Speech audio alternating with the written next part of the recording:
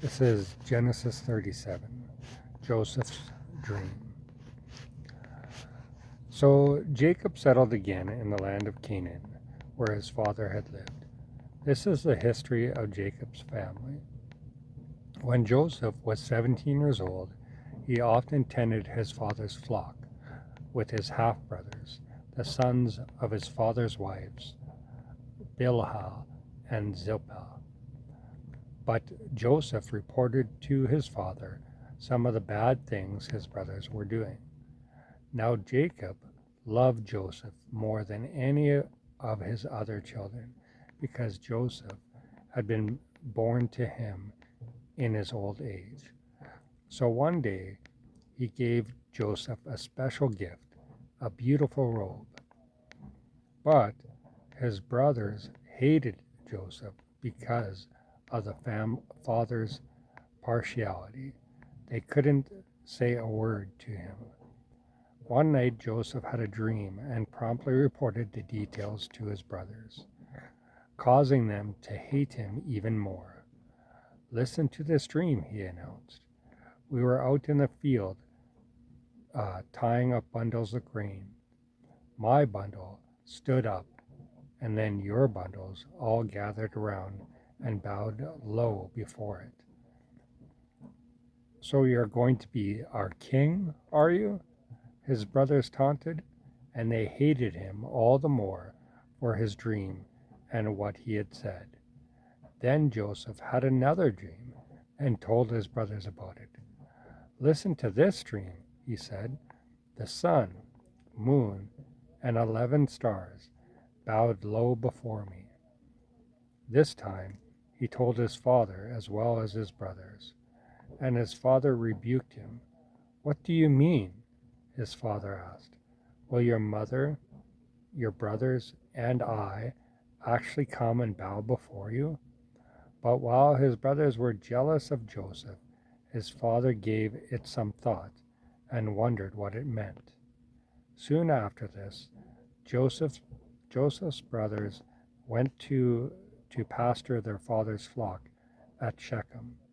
While they had been gone for some time, Jacob said to Joseph, Your brothers are over at Shechem with the flocks. I'm going to send you to them.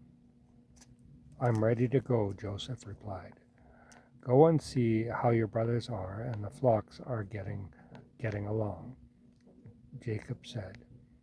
Then come back and bring me word. So Jacob went on his way, and Joseph traveled to Shechem from his home in the valley of Hebron. When he arrived there, a man noticed him wandering around the countryside.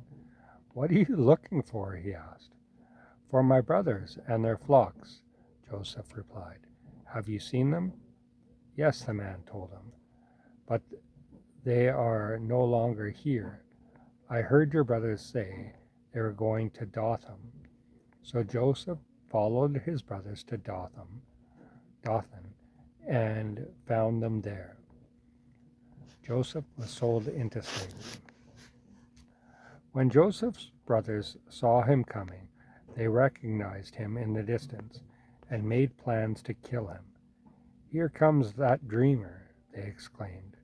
Come on, let's kill him and throw him in a deep pit. We can tell our father that a wild animal has eaten him. Then we'll see what becomes of his dreams. But Reuben came to Joseph's rescue. Let's not kill him, he said.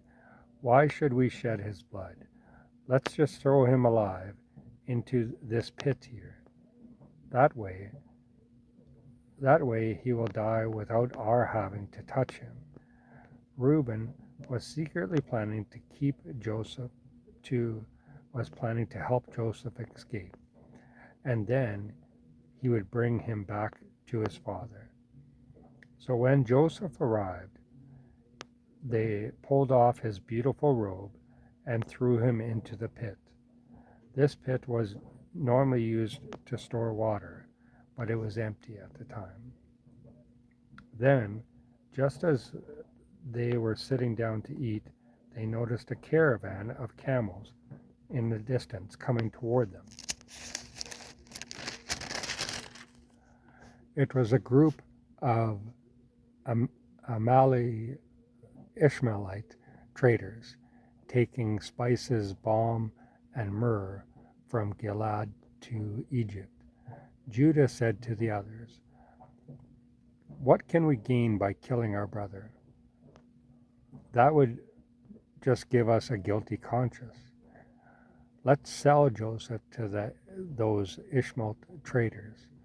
Let's not be responsible for his death.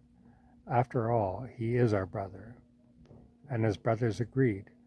So when the traders came by, his brothers pulled Joseph out of the pit and sold him for 20 pieces of silver, and the Ishmaelite traders took him along to Egypt. Some time later, Reuben returned to get Joseph out of the pit. When he discovered that Joseph was missing, he tore his clothes in anguish and frustration. Then he went back to his brothers and lamented, "The boy is gone. What can I do now?" Then Joseph's brothers killed a goat and dipped the robe in its blood. They took the beautiful robe to their father and asked him to identify it. "We found this in the field," they told him. "It's Joseph's robe, isn't it?" Then their father recognized it at once. "Yes," he said, "it is my son's robe. A wild animal has attacked and eaten him. Surely Joseph has been torn into pieces." Then Jacob tore his clothes and put on sackcloth. He mourned deeply for his son for many days. His family all tried to comfort him, but it was no use. "I will die in mourning for my son," he would say, and then begin to weep. Meanwhile, in Egypt, the traders sold Joseph to Potiphar, an officer of Pharaoh, the king of Egypt. Potiphar was captain of the palace guard.